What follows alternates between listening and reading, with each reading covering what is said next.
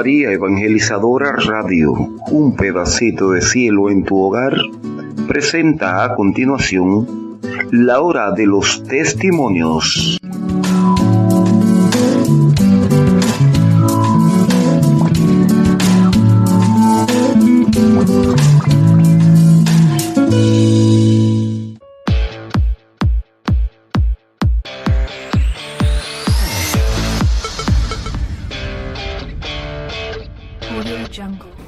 ¿Qué tal, mis ciberamigos y hermanos en la fe? Soy Jimmy Carranza. Bienvenidos a su canal. Este día, en que creemos los católicos, le da la bienvenida a un nuevo talento que va a estar colaborando con nosotros.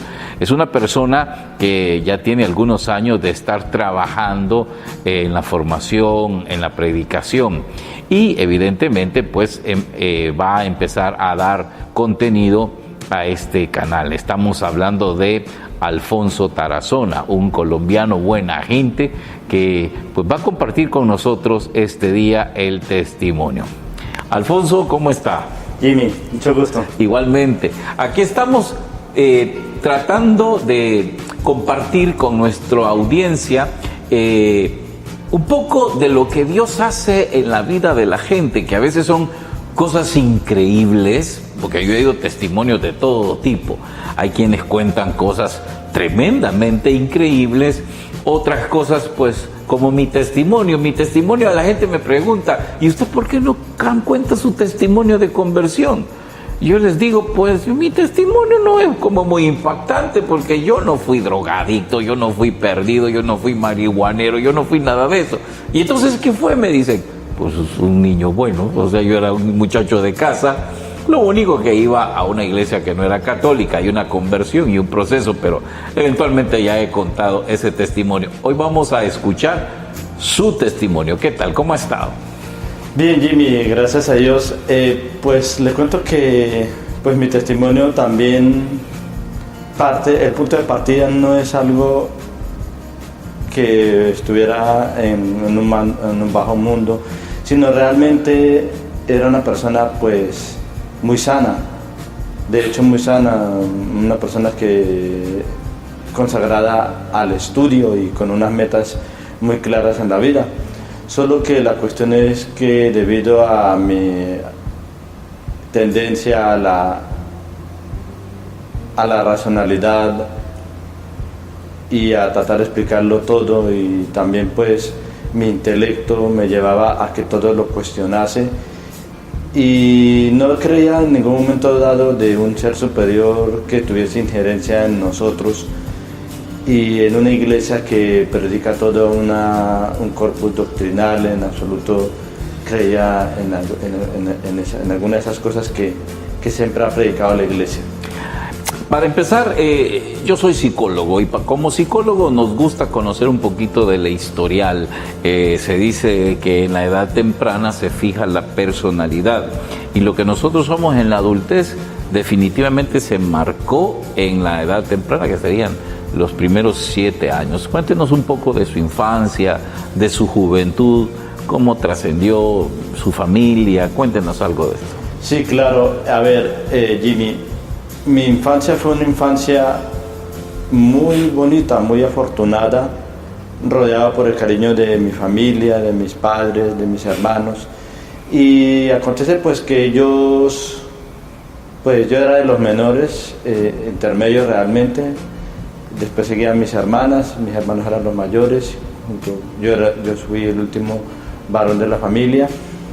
Y la cuestión es que siempre estuve como muy protegido, muy cuidado, un niño y un joven muy sano, consagrados al estudio. Desde la primaria me encantaba mucho la química, la física, las matemáticas, debido a la herencia también de mis hermanos. Mis hermanos eran muy buenos para el estudio, y aquello era pues una influencia en mí.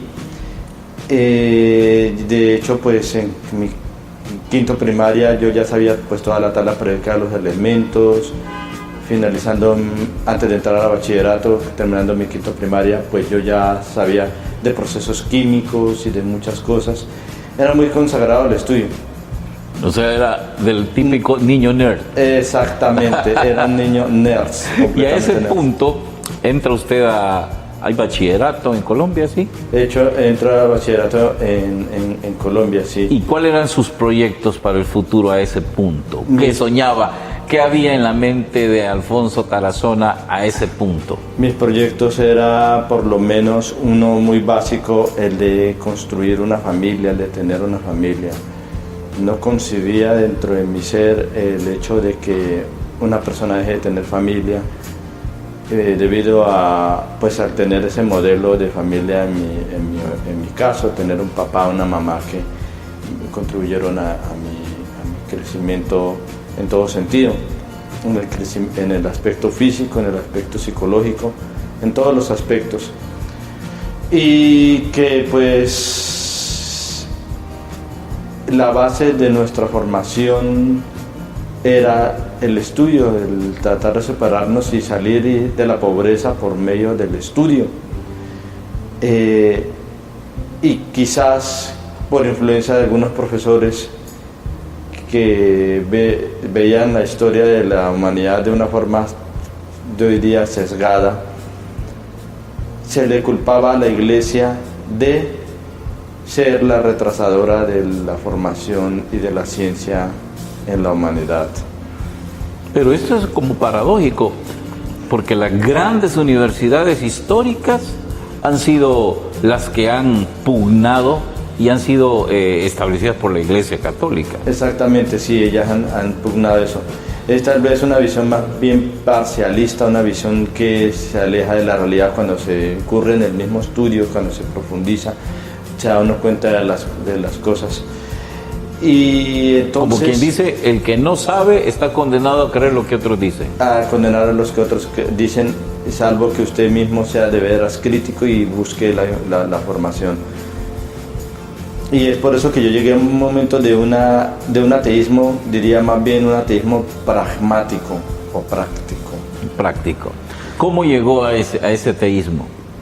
Debido a que la fascinación por la ciencia, en la cual creo y actualmente sigo creyendo en la ciencia y en la racionalidad humana, que ha sido capaz de resolver muchos problemas y que el ser humano, debido a esa inteligencia, puede resolver y no dejarle a un ente externo, por decirle, llamarle Dios u otras personas, a resolver los propios conflictos, a resolver los propios problemas, al desarrollo de la humanidad, al desarrollo de la naturaleza, el dominio de la naturaleza. Eso le llamaríamos un ateísmo pragmático. Es muy similar a lo que plantea Jean-Paul Sartre, este filósofo existencialista, ateo pragmático también, en su ética, en su teoría de humanista, de un existencialismo humanista. Más bien mi pensamiento ya es como por ese lado. Y prácticamente pues cuando hice mi primera comunión, hice mi primera y mi última comunión, asistí a la misa durante unos domingos, después detesté por influencia del maligno totalmente la iglesia, negando a Jesucristo como verdadero Dios y verdadero hombre. Y retornando a mi familia, pues una familia que no practicaba realmente la fe, que pues en el sentido de la Eucaristía dominical, en el sentido de una formación eran bíblica. los llamados tradicionalistas. Exactamente, un catolicismo más bien tradicionalista. Sí. ¿Y qué fue el punto de inflexión que le llevó a empezar a cuestionar esas estructuras mentales? Porque cuando yo le hablaba de que nuestra personalidad se fija en la edad temprana, lo primero que se fija es lo que los psicólogos llamamos estructuras mentales, que son las que nos ayudan con el funcionamiento operativo. Pero hay un momento en que esas estructuras mentales como que se empiezan a desquebrajar y es donde ocurren cambios, transformaciones en nuestra vida. Como cuento yo en mi testimonio, yo siendo protestante tenía una estructura mental bien establecida sobre el criterio, la filosofía de ellos. Pero cuando yo me acerqué a la Iglesia Católica, esas estructuras al menos en el área de la fe y del conocimiento de la fe, empezaron a trastabillar hasta que un día se desplomaron y tuve que reedificar nuevas estructuras mentales. Hoy pienso abismalmente distinto que como pensaba antes de mi conversión. Claro. ¿Qué fue lo que empezó a quebrarse esas estructuras mentales en usted? Jimmy, más que el cambio de una estructura mental, mi estructura mental siguió la misma. Fue un cambio en todo mi ser, como se dice, una metanoia, un cambio en toda mi estructura psíquica, existencial, vivencial, todo mi ser, toda mi alma. Y más que por el lado de la racionalidad o por el lado de estructura mental, fue una experiencia como tal, una experiencia que produjo ese cambio. Porque si fuera por lo mental, como he acabado de exponerle, la parte racional mía, mi estructura mental y sobre todo como esa filosofía pragmática, existencialista, y sumado también a mi soberbia, estaba lejos de buscar un cambio. Hay muchas personas que han logrado cambios en su vida en sus momentos de crisis. En mis momentos de crisis yo, lejos de buscar a Dios, porque ni le iba a echar la culpa ni a Dios ni al demonio, creyendo en Dios, por no ser un ateo teórico, sino más bien pragmático como lo era yo, pues yo decía: Dios arriba y yo estoy aquí abajo, Él no tiene injerencia en mí ni yo en Él. Una pregunta, Alfonso, a ese punto. ¿Quiere decir que el ateísmo pragmático no niega per se la existencia de Dios? Exactamente. Simplemente Él allá y yo aquí, y aquí vemos cómo hacemos. Exactamente, y hay algún fenómeno actual hoy en día que es el indiferentismo. Es como también una variante de ese ateísmo pragmático, el indiferentismo. Y pues cuando a mí me aconteció aquello, pues lejos de buscar, estaba en una crisis, en un momento de crisis terrible en muchos aspectos, en la parte académica. Estaba terminando mi ingeniería química y pues gracias a Dios la terminé, soy ingeniero químico. También la parte de la financiera, todo estaba en una crisis muy grande y lejos de buscar a Dios. Solamente quiso tratar de resolver esas crisis por la parte racional, es decir, tratando de darle sentido, todo tiene un porqué, todo hay una razón. Bueno, algunos incluso los ateos, yo he oído ateos que cuando tratan de dar cierta explicación a estas cosas, le echan la culpa hasta la suerte, mala suerte, que no sé qué, no creen en Dios, pero creen en la suerte. Exactamente. Entonces todo eso como que lo fue llevando paulatinamente, esa búsqueda de respuesta, no digamos de Dios, de respuesta, porque quiero aprovechar aquí para citar algo que dice el catecismo. Dice: porque solamente en Dios el hombre encuentra la verdad y la dicha que no cesa de buscar. Usted, sin saberlo, buscaba salir de la crisis, buscaba la dicha, buscaba respuesta, buscaba la verdad, pero sin saberlo estaba buscando a Dios, y Dios ya le tenía un plan. Claro, y dentro de un ámbito de soberbia. Porque se rechazaba, se resistía. Porque la soberbia consiste en que humanamente querer resolver las cosas y controlarlas absolutamente todo. Si bien es cierto que la ciencia resuelve muchas cosas, no lo tiene resuelto todo ni lo va a resolver jamás. Pero, Alfonso, ese proceso, porque es un proceso, no es que de la noche a la mañana ocurra, hay un proceso dentro de la búsqueda que le llevó a probar muchas cosas. Dentro de la prueba de muchas cosas, como hemos hablado en alguna vez en nuestras pláticas, lo llevaron a tener una experiencia que marcó el punto de inflexión en su vida. Sí, el proceso empezó con un evento muy puntual, muy concreto. En ese entonces, era más o menos el año 98, salió una película que se llamaba 7 años en el Tíbet. Y esta persona, Brad Pitt. Exactamente. Estaba buscando respuestas, y cuando estaba buscando respuestas, pues nada de aquello con la espiritualidad. Sin embargo, a mí sí me llamaba la atención la espiritualidad oriental. Veía y criticaba, vuelvo y digo de una forma sesgada, que la Iglesia Católica no tiene su espiritualidad tan avanzada como ellos, cosa que hoy en día constato que es totalmente lo contrario. Y incluso hice cursos de meditación y logré entrar en estados de conciencia, pero a mí lo que me cambió fue algo muy puntual, un evento muy puntual. ¿Qué tiene que ver con esos estados de conciencia? Sí, tiene que ver con eso de la búsqueda de los... Ni siquiera una búsqueda de estado de conciencia, se me dio un estado de conciencia. Resulta que mi compañero de tesis me invitó a ir a un sitio que se llama Los Ermitaños Eucarísticos del Padre Celestial, en la montaña de Piedecuesta, a la salida de Bucaramanga. Y allí a escuchar la misa de un sacerdote de origen belga, Antonio Lutens, que tenía fama de santidad. Él ya hace poco pues murió.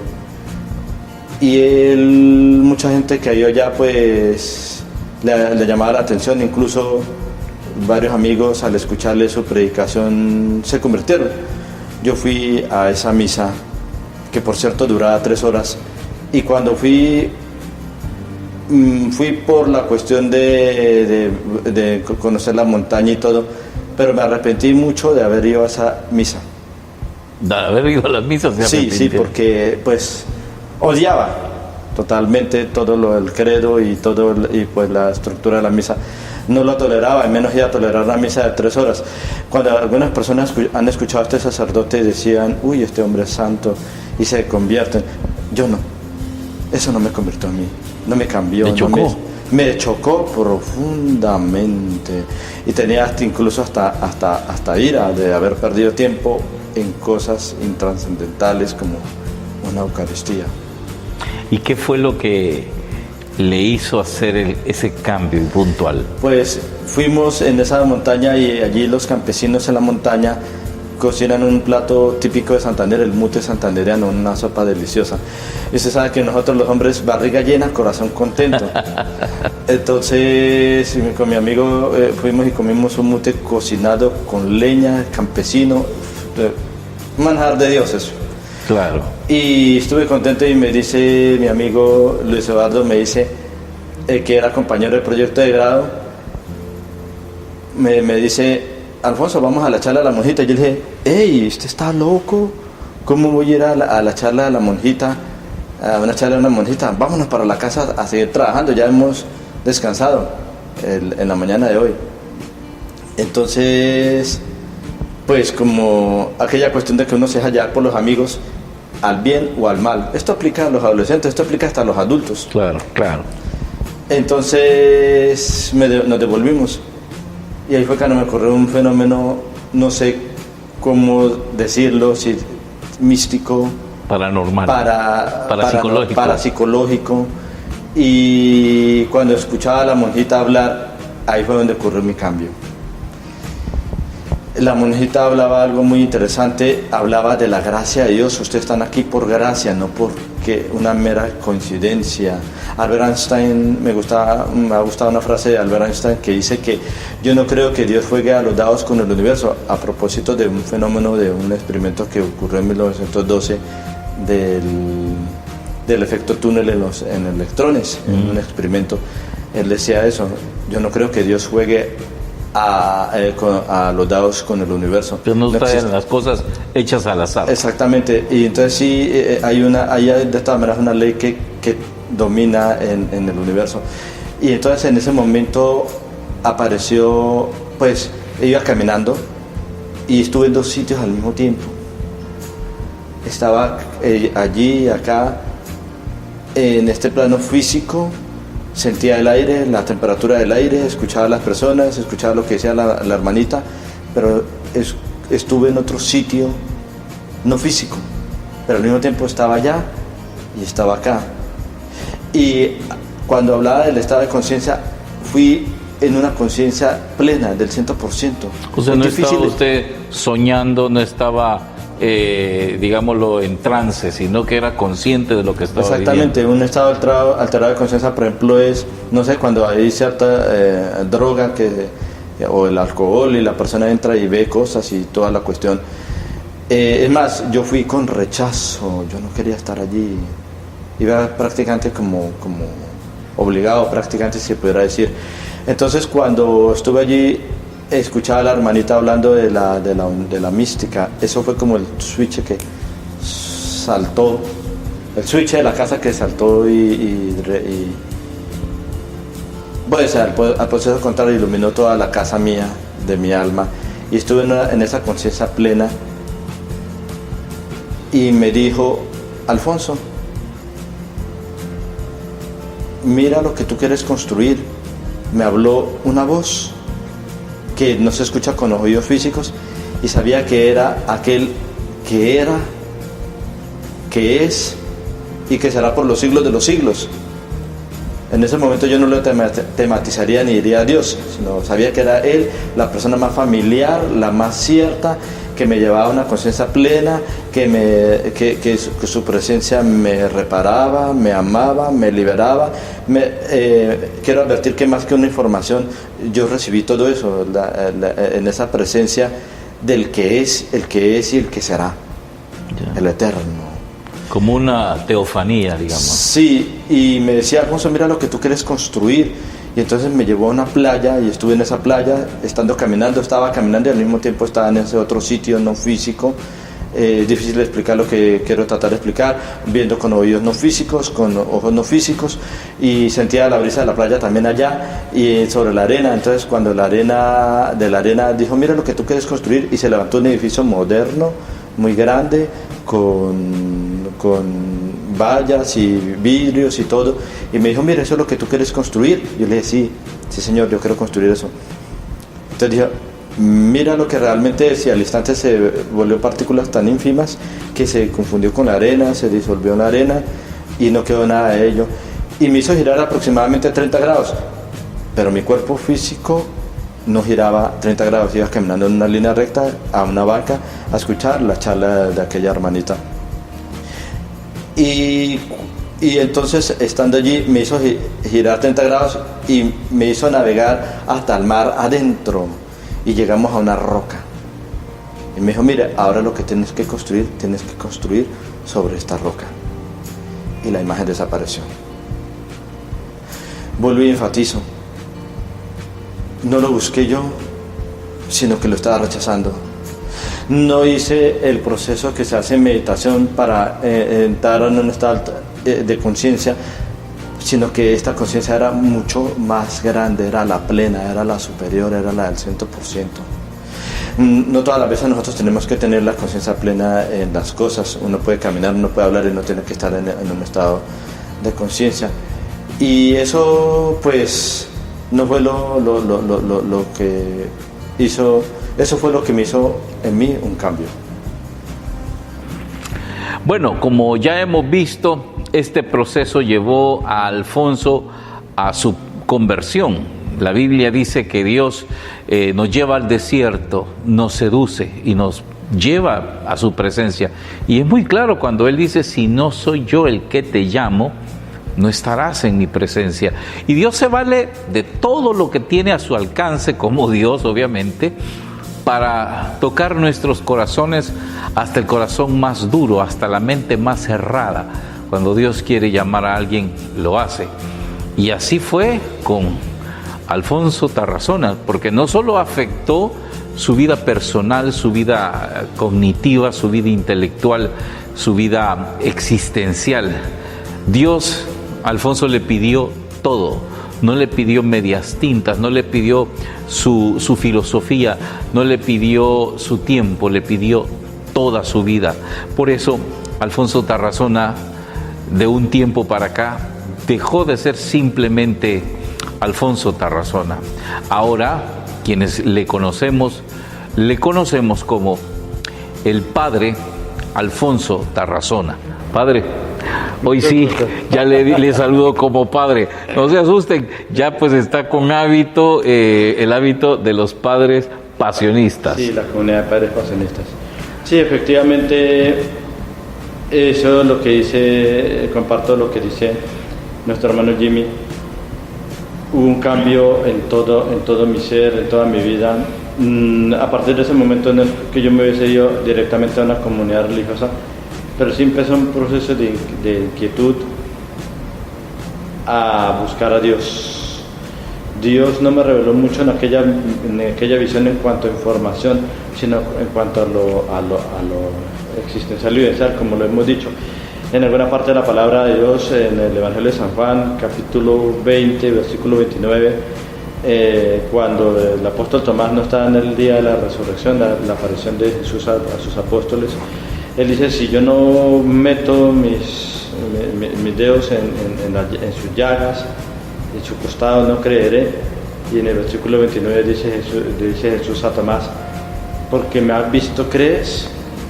Dichosos los que creen sin haber visto.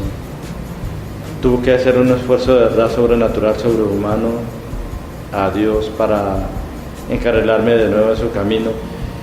7 años después de este suceso fue cuando yo pues opté por entrar a la vida religiosa, porque ya había sido es otra historia, ¿no? El llamado a la vocación fue en otro momento. Y qué pudiera decir como principal testimonio en este momento, lo que he dicho incluso en algunas homilías: soy un hombre totalmente feliz, muy feliz.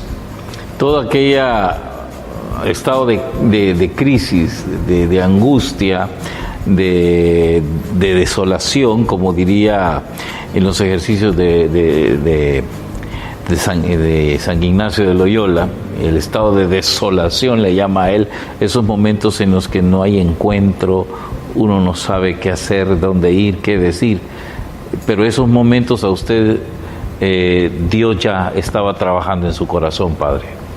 Claro, y que Dios cumple su promesa, nos da su amor, su Espíritu Santo y nos da las cruces. Justamente yo estoy en la comunidad de la pasión de nuestro Señor Jesucristo, y es el carisma nuestro, es el de la pasión de Cristo. Tenemos como voto, hacemos nosotros los religiosos 3 votos: pobreza, castidad y obediencia, y los pasionistas hacemos un 4º voto, que es el de hacer memoria de la pasión de Cristo y predicar la pasión de nuestro Señor Jesucristo. Qué bonito. Bueno, hermanos, hoy hemos querido compartir con ustedes el testimonio del padre Alfonso Tarazona, de su conversión, de cómo pues era un hombre común y corriente, alejado de Dios, no precisamente por el pecado, sino por cuestiones cognitivas, mentales. San Pablo nos dice en la carta a los romanos: cambia tu manera de pensar y cambiará tu manera de vivir. Y de eso se encargó Dios. Le hizo un cambio en su manera de pensar y bueno, ya ven, cambió su manera de vivir, de ser el ingeniero Alfonso Tarazona a ser ahora el padre Alfonso Tarazona. Sí, pues ingeniero lo soy, me gradué, trabajé un tiempo como ingeniero, y más que la parte racional es el amor de Dios, la fe, que es superior, es una inteligencia superior, es una adhesión existencial, vivencial al proyecto que Dios quiere de nosotros. Padre, ¿y qué puede decir ya para concluir nuestro programa aquellos que están en esa crisis posiblemente similar o parecida a la que usted vivió, cuando esas estructuras mentales les han empezado a trastabillar, se han empezado a derrumbar, porque entran en ese teorema existencial? A mí me pasó, cuando yo me convertí al catolicismo, venía yo con mis cuadraturas mentales como protestante, pero cuando empecé a acercarme al catolicismo, recuerdo que por cuestiones de vanidad me tocó dar una charla sobre la Virgen María. Y digo vanidad porque yo decía en mi interior: a esta gente le voy a demostrar quién es la María, porque ni siquiera le decía Virgen. Y quise ocupar los documentos de la iglesia para demostrar que los católicos mismos estaban equivocados, contrastándolo con lo que dice la Biblia. Por ejemplo, el tema de no adorar imágenes. Y yo decía, es que en algún lugar los católicos dicen en sus documentos que hay que adorar imágenes. Y cuando empiezo a estudiar todos los documentos sobre la Virgen, me doy dando cuenta que todo lo que la Iglesia enseña en relación a la Virgen no riñe con la Biblia. Y eso a mí, padre, me quebró, empezó a quebrar mi estructura mental. Fue como un terremoto en mi mente. Claro, yo le diría a todas las personas que no creen en Dios, a las personas que son de otros credos diferentes de la Iglesia Católica, a los que son católicos, que la clave, creo yo, es la sensatez, la sinceridad con la verdad, en la búsqueda de la verdad. Dice Jesús en su palabra, la verdad los hará libres. Entonces es en la búsqueda de la verdad, es en la búsqueda de insistente y sin ningún prejuicio. El que es la verdad se nos irá mostrando, se nos irá revelando. Bueno, pues gracias, padre. Gracias, hermanos, que han estado en este programa. Se ha sido más largo de lo normal, pero quería compartir con ustedes el testimonio del padre Tarazona y creo que va a ser de mucha bendición. Gracias, padre, que Dios le bendiga. Bueno, y gracias por apoyar nuevamente nuestro proyecto en que creemos los católicos. Claro, poco a poco vamos a ir teniendo... En el futuro, pues, si Dios quiere, estaré apoyando, dando algunas conferencias, charlas, sí. Algunas cositas por este medio. Bueno, pues, y recuerde, somos la iglesia que Cristo fundó, somos la Iglesia Católica.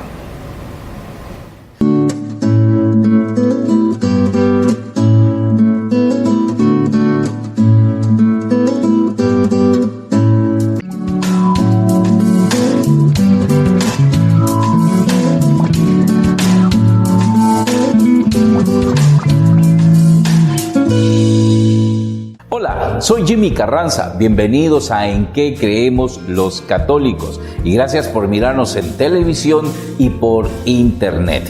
Soy un converso a la Iglesia Católica por más de 30 años y desde entonces no he dejado de profundizar y conocer más sobre aquello en lo que realmente creemos los católicos. Creé este canal hace algunos años para poder propagar y difundir la verdadera fe que hay en nuestra Santa Madre Iglesia. Si tú quieres conocer también acerca de aquello en lo que creemos, únete a nosotros. Crea tu cuenta de Gmail. Aprieta el botón rojo para suscribirte y no olvides activar la campanita para recibir notificaciones cada vez que subimos algún contenido. Regálanos un like y coméntanos. Y recuerda, somos la iglesia que Cristo fundó. Somos la Iglesia Católica.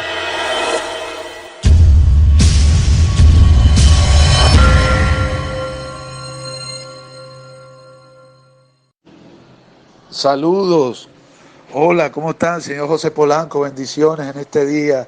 Segundo domingo de Cuaresma y Día Internacional de la Mujer. Aquí les saluda Juan Ortiz y Lucrecia de Ortiz, matrimonio venezolano. Espero que estén muy bien hoy, Día del Señor. Pues queremos seguir contándoles nuestra historia en este día. Quería empezar con nosotros hablando de la palabra de hoy, que es una palabra muy enriquecedora. Y también queríamos hablar y empezar nuestra experiencia con dos frases. Con la frase del Evangelio de hoy, de que Jesús sube, lleva a los discípulos y ahí se transfigura delante de ellos. Y es una palabra muy enriquecedora porque nosotros, los hombres, a veces tendemos siempre a estar viéndonos a nosotros mismos, a ver nuestra vida, a ver lo material, y como que nos cuesta alzar la vista y ver a Dios. Y en este evangelio de hoy, lo estábamos hablando mi esposo y yo hace rato con nuestros hijos, estamos hablando de que alcemos la mirada hacia el Señor, hacia el cielo, y pongamos toda nuestra situación, toda nuestra vida en sus manos, sin miedo, de que le entreguemos toda nuestra situación a Él, y Él desde arriba la transfigura, le da el valor y nos ayuda a caminar encima de los sufrimientos. Y también queríamos hablar hoy, empezar nuestra experiencia con otra reflexión de los discípulos cuando Jesucristo se les aparece después de la resurrección. Ustedes se imaginan cómo el miedo que daba cuando se le aparece un muerto a los discípulos, porque Jesucristo murió y después a los 3 días, pam, pam, pam, le toca la puerta y le dice, la paz con ustedes. Y ellos estupefactos y asustados se impresionan porque ven al muerto que ya está resucitado. Y eso es una palabra para nosotros que me acuerda también a la transfiguración hoy, porque el miedo que tenían los discípulos no era miedo a que Jesucristo había vuelto, sino que la importancia que ellos ven en ese acontecimiento es que Jesucristo vence la muerte y que no había existido, y yo creo que hasta en la actualidad no ha existido nadie que ha regresado de la muerte, que ha resucitado. Y Jesucristo sí ha vencido la muerte, y eso era lo que le impresionaba a los discípulos, y a mí también es lo que me impresiona de esta lectura, porque Jesucristo tiene el poder de vencer la muerte. ¿Y qué muerte? Cuando Él dice la muerte, tanto la muerte física, sí, pero también qué muerte también Él da a explicar. La muerte del ser, la muerte espiritual, porque como yo contaba el día viernes en mi experiencia, yo era un hombre con muchos miedos. Miedo a la muerte física, porque vivía en un barrio en Caracas muy peligroso, donde muchas personas morían a causa de la dificultad, de los problemas que habían entre las bandas allá, y habían tiroteos, enfrentamientos entre ellos todas las semanas, y había días en que nosotros, mi familia, pensamos que ese día quizás moríamos, y no era fácil decir que quizás moríamos, porque me recuerdo un día que yo le decía a mi madre, mamá, vámonos de este barrio, por favor, tengo mucho miedo. Y mi madre se ponía a llorar y me decía, ¿cómo nos podemos ir si no tengo dinero para irnos a otro sitio? Entonces, crecí siempre con miedo a la muerte, miedo a la enfermedad, miedo a que cualquier cosa nos pasara porque éramos pobres. Y yo decía, si nos pasa cualquier cosa y nos morimos, si me da cualquier gripe o si nos caemos y nos morimos porque no tenemos dinero para ir al médico. Y era una muerte, y siempre vivíamos así, como en tristeza, en angustia, por la pobreza, por la situación del barrio y también por mis complejos, porque muchas veces no me sentía querido, el haber crecido en un hogar sin mi padre. Me sentía que no me querían, que yo había sido un estorbo, que mis hermanos no me querían, y crecí siempre como miedo al no ser aceptado, y me sentía así, con mucho desprecio, me sentía despreciado, sentía que no, prácticamente que no valía la pena mi vida. Y Dios envió a su Hijo Jesucristo para entrar en esa muerte. Por eso que empecé hoy con esa frase de la transfiguración y de Jesucristo que vence la muerte, porque yo he visto cómo Dios ha vencido mi muerte no solamente física, sino también la muerte espiritual, porque claro que humanamente nos da miedo morir, pero ya no es la misma angustia que yo sentía hace años, la angustia al desprecio, la angustia a sentirme solo, la angustia a tantos miedos y miedos que me llevan a la muerte, porque es un sinsentido. He visto que Jesucristo ha descendido ahí a darme vida. Tanto así que luego de unos años, después de unos años, a los 18 más o menos, a los 18 años me tocó, estaban pidiendo voluntarios y personas que estuvieran dispuestas a ir a evangelizar a África, y bueno, me vieron a mí, y yo fui en el año 2005 a una convivencia en Italia, y de Italia nos enviaron a la República Democrática del Congo, específicamente en una ciudad que se llama Goma. Ahí estuve, y cuando llegué al África, mi maleta no llegó, mi maleta se extravió, y llegué, como lo dice la Biblia, sin alforja, sin dinero y sin nada. Y hice el reclamo y la maleta nunca llegó. Cuando yo llego a la ciudad donde íbamos a vivir, que se llama Goma, era una ciudad que en el 2001, si no me equivoco, el volcán Nyiragongo hizo erupción y tapó la mitad de la ciudad. Y para mí era algo tan impresionante ver una ciudad tan pobre, las personas caminando por las orillas de la calle, las mujeres cargando las garrafas de agua, el agua amarrada de la cabeza, con los niños guindados hacia adelante. Realmente como se ve en las películas, mucha gente pasando necesidad y sobre todo una ciudad que tiene una guerra, porque ahí hay una ciudad, hay una guerra desde hace años, una guerra tribal, y se escuchan los bombardeos casi siempre y se ven a las personas desplazándose, dejando su casa con las colchonetas en la cabeza, con los niños ahí cargados, huyendo de la guerra. Y para mí todo eso era tan impresionante porque yo que creía que había sido pobre, yo decía, yo era el hombre más pobre, el hombre que nadie había querido, me veía siempre mis sufrimientos y solamente yo, y ver que habían personas que estaban en situaciones más difíciles, para mí eso fue tan conmovedor que yo lo que hacía era llorar,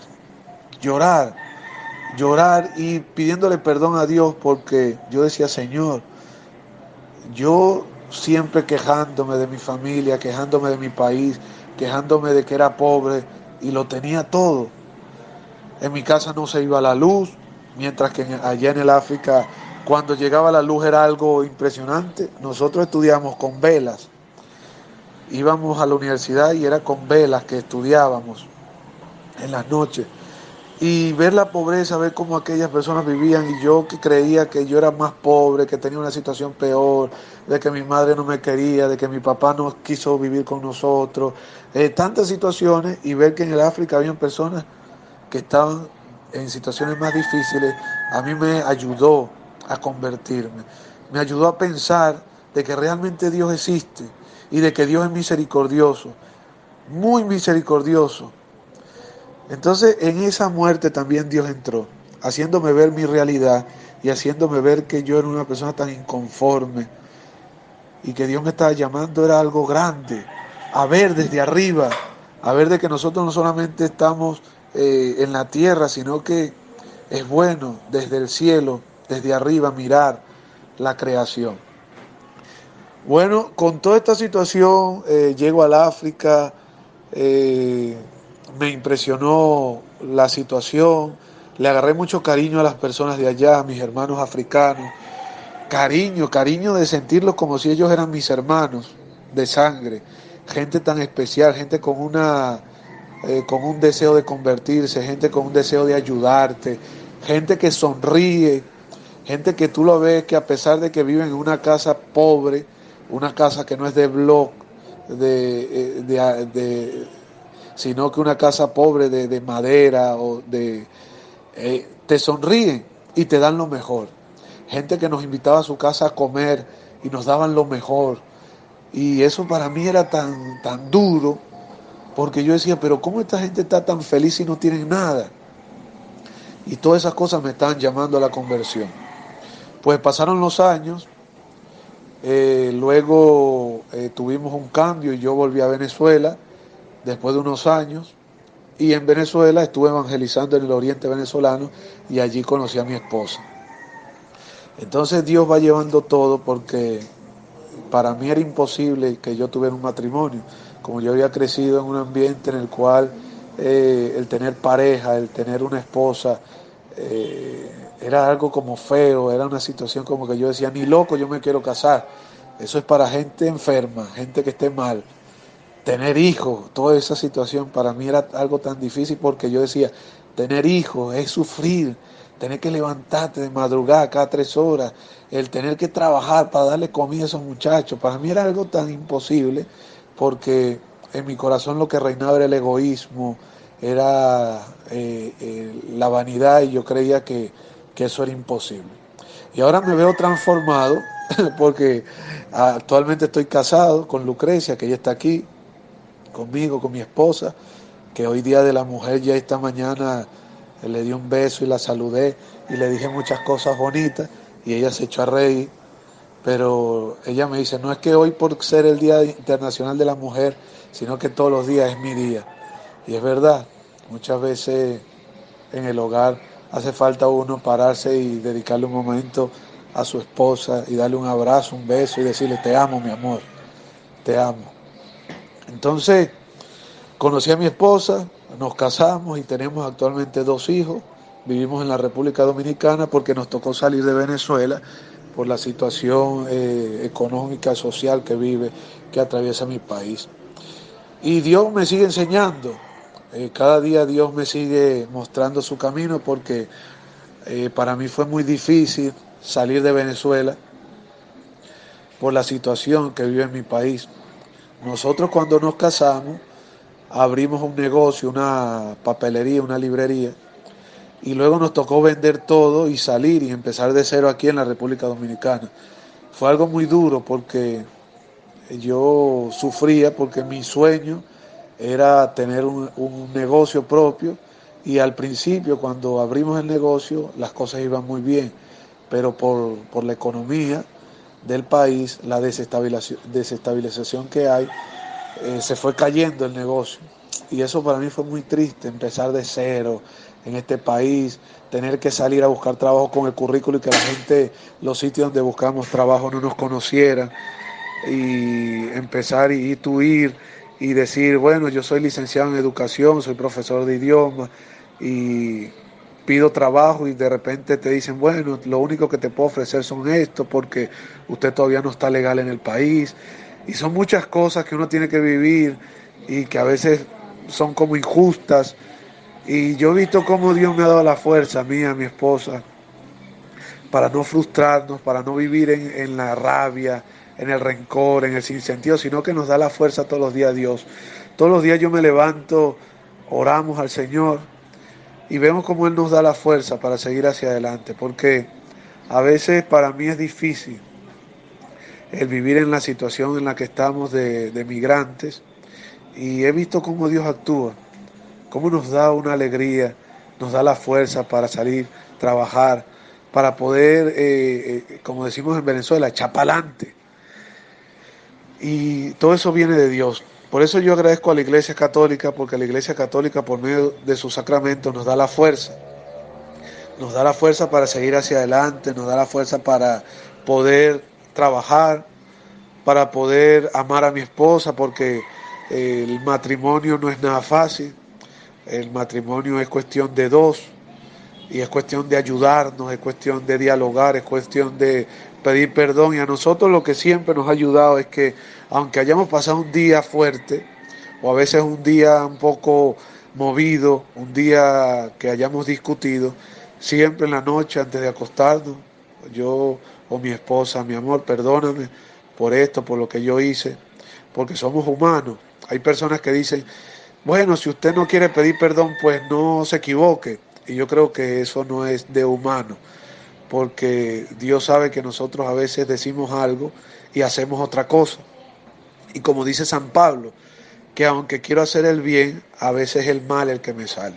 Porque los hombres somos así, a veces uno quiere hacer y de repente te sale una mala palabra o te sale un mal gesto hacia tu esposa y después uno tiene que ir y decirle, mi amor, perdóname por lo que te dije, por lo que te he hecho. Creo que eso es de humano y de cristianos, de católicos, el poder pedir perdón, que lo mismo pasa cuando pecamos, porque muchas veces el orgullo no nos deja y dice, no, yo no peco, porque imagínate, tener que ir a donde el Padre a pedir perdón. Y yo creo que es un acto de humildad el pedir perdón, y no solamente un acto de humildad, es un acto también de decir, Señor, aquí estoy, renuévame, límpiame, sáname, hazme una persona nueva. Y este tiempo de Cuaresma es para eso, para nosotros decirle al Señor eso, que nos cure, que nos sane. Y pues, hablando de tantos temas, le doy gracias a Dios por la invitación que usted nos hizo, de regalarnos este espacio, a usted, señor José Polanco, Y esta segunda oportunidad que me dice mi esposa, yo amanecí hoy un poco con la garganta que me duele y yo dije, bueno, pero igual vamos a mandar el audio porque uno no sabe si ayuda a muchas personas. Y de todas formas el evangelizar también lo bendice a uno. A mí me da fuerza cada vez que anunciamos el evangelio. Mi esposo y yo hemos sido misioneros de la Iglesia Católica y nos encanta evangelizar. Vemos la importancia que es llevar una palabra para las personas y darles ánimo, porque así como Dios nos ha manifestado que Él nos ama, Él también nos llama a nosotros dar lo que hemos recibido, todo el amor que Él nos ha mostrado. A mí Dios me ha amado en todo, en ningún momento me ha echado en cara mis errores del pasado, me ha dicho lo malo que yo he hecho, o me ha dicho por tú haber sido, o me castiga, como dicen muchas personas en las sectas religiosas que hay actualmente, que piensan que Dios castiga y que si te enfermas o si estás pasando por una situación difícil es porque Dios te está castigando, y eso es mentira, como dice nuestro hermano José Polanco, mentira del diablo. Dios no nos castiga. Dios, por medio de situaciones fuertes, nos está enseñando, nos está ayudando a tener más esperanza, más fe. Yo he visto que cuando he tenido situaciones fuertes en mi vida, Dios me llama a la fe, a orar más, a ponerme más de rodillas, a ponerme ahí y decir, Señor, ten piedad de mí, ayúdame, que no entiendo esta situación, ten piedad de mí. Y también a ponerme en las manos de Él, de que Él es el que puede, de que es Él el que actúa, de que no soy yo el que va a salir hacia adelante, sino que es Él el que me va a liberar y el que me va a dar la tranquilidad que yo me merezco. Entonces, agradecido en este día, en este domingo de Cuaresma, por la invitación, y ahora les quiero pasar a mi esposa para que también les dé una experiencia. Y bueno, espero que oren mucho por nosotros, que realmente lo necesitamos, que oren por nosotros, y nosotros igualmente seguimos orando por ustedes en la radio, que como decíamos el día viernes, vemos cómo la emisora Radio María Evangelizadora es un regalo de Dios. Cada vez que yo me pongo a escucharlos y veo cómo ustedes oran por nosotros, nos da mucha alegría y me da fuerza. Y vemos cómo hay muchas personas que necesitan que uno les dé ánimo, que les dé fuerza, que no se desanimen, de que Dios existe, de que Dios puede todo, de que Dios, aunque nosotros creamos que hoy le pedimos algo y que no se manifiesta, vamos a tenerlo por seguro de que Él nos los va a dar, que realmente Dios responde, porque Dios a mí me ha respondido. Yo quería tener tranquilidad, paz, felicidad, y Dios me lo está dando. Me está dando lo que realmente anhelaba mi corazón, que es una familia, unos hijos, y que no tengo lujos, sí, no los tengo, pero tengo paz, tengo tranquilidad, porque cuando yo duermo tengo paz y tranquilidad. Les paso a mi esposa para que les diga una palabra. Hola, bendecido domingo, comienzo de Cuaresma. Bueno, mi esposo Juan hablaba muchas cosas muy importantes el día de hoy. Gracias por la segunda oportunidad que nos da Radio María Oyente para dar nuestra experiencia.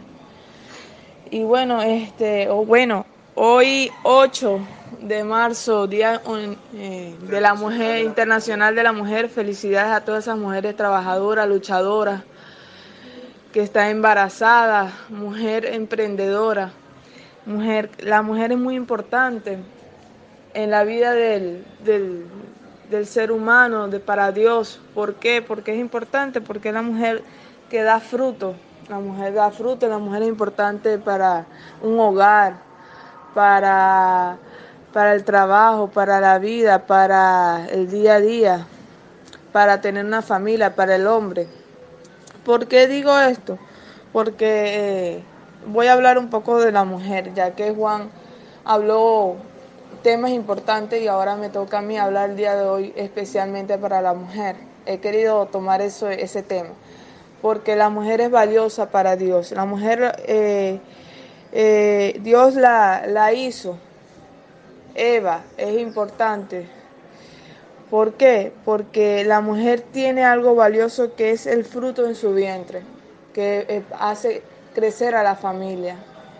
Es la ayuda para el hombre, es la que ayuda a organizar el hombre, es la que pone la casa bonita, es la que le da la educación a sus hijos, es la que cocina, es la que pone la casa bonita de colores, es la que le saca una sonrisa al esposo, es la que lleva el día a día y tiene esa importancia en el hogar. Y entonces aquí yo tenía un salmo que se llama Bendita eres tú María. Lo voy a leer porque me parece muy importante. Que dice así: Bendita eres tú María entre todas las mujeres, María. Bendita es el fruto, María, el fruto de tu seno, Jesús. María, tú has creído. Y dice el coro: ¿y cómo es que la madre del Señor viene a mí? Viene a mí. Porque apenas he sentido tu voz, algo se ha movido dentro de mí. Mi niño ha insultado de gozo. María, bendita María, tú has creído a la palabra del Señor. ¿Y por qué me llama la atención mucho este salmo? Bendita eres tú María, porque Dios le dio un puesto a María, porque María nunca lo ha abandonado, nunca lo dejó, creyó en Él. Es la que intercede por medio de todos nosotros. Cuando nosotros pecamos, cuando nosotros nos sentimos solos, cuando nosotros no sabemos qué hacer, es importante rezar un rosario a la Virgen María, porque ella es la intercedora, porque ella, cuando yo estoy mal, yo me siento sola, mi familia no tiene que comer, no sé cómo ayudar a mi hijo está enfermo, yo le rezo un rosario a la Virgen María a lo profundo de mi corazón le digo: María, María, por favor, ayúdame. Cuando voy a parir, esas mujeres que van a parir, va a llegar el momento que van a dar a luz a su hijo, que está entre la vida y la muerte, que siente nervios. Récele un rosario a la Virgen María, que ella va a interceder ahí. Porque María es la que intercede por nosotros y nos ayuda. Por medio de ella es la ayuda para que Dios, Jesucristo, nos perdone y diga: ay, Juan, Lucrecia, Rafael, Pedro, Jesucristo, Dios, ay, acuérdate de ellos que necesitan de ti.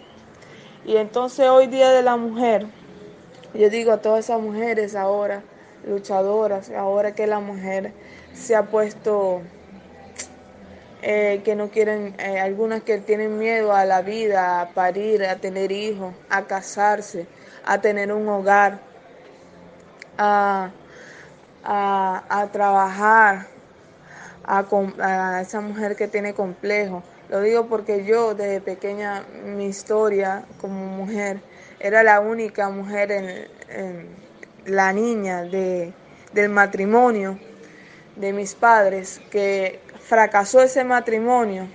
Y entonces yo crecí con complejos, inseguridades, me sentía fea, sentía de que yo nunca me iba a casar porque como ese matrimonio de mi papá, de mi mamá, no sirvió, no se dio por el carácter de mi padre y por el carácter de mi madre.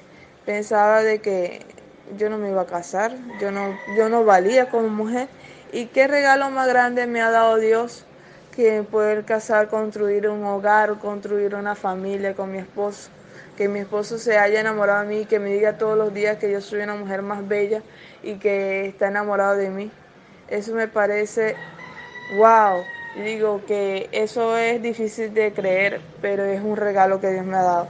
Y entonces eso me da la oportunidad y me da el ánimo de decirle que todo lo que uno se propone, de lo que uno ve imposible, Dios lo ve posible. Dios, para Él es nada imposible. Para uno, la mujer, para uno ser humano es imposible dar a luz a un hijo. A veces hay mujeres que no pueden, el doctor va a un doctor y dicen: doctor, quiero salir embarazada, y el doctor: no puede salir embarazada, pero para Dios nada es imposible. Y de repente esa mujer tiene 6 hijos, 7 hijos y puede tener muchos hijos y tiene una familia. Y Dios le da la fuerza para poder ayudarlos, para poder mantenerlos, todo eso. sí, y le da la fuerza a esa mujer que tiene cáncer, esa mujer que está estéril, que no puede, o el esposo no puede ayudar a la mujer para que salga embarazada. Para Dios nada es imposible. Hoy te invito, mujer, a que te sientas capaz, que eres capaz de mantener, de que no tengas miedo, que los miedos, eso no es de Dios, es del demonio. Es Dios el que da la fuerza. Ánimo, tú puedes tener una familia. Ánimo, tú puedes tener un hogar. Ánimo, tú puedes salir embarazada. Ánimo, todo eso lo puede hacer Dios. Mujer, hoy Día Internacional de la Mujer, te digo a que le digas a María, le digas en tu corazón: bendita eres tú, María, entre todas las mujeres. Bendito es tu fruto, ese fruto que puede frondarse.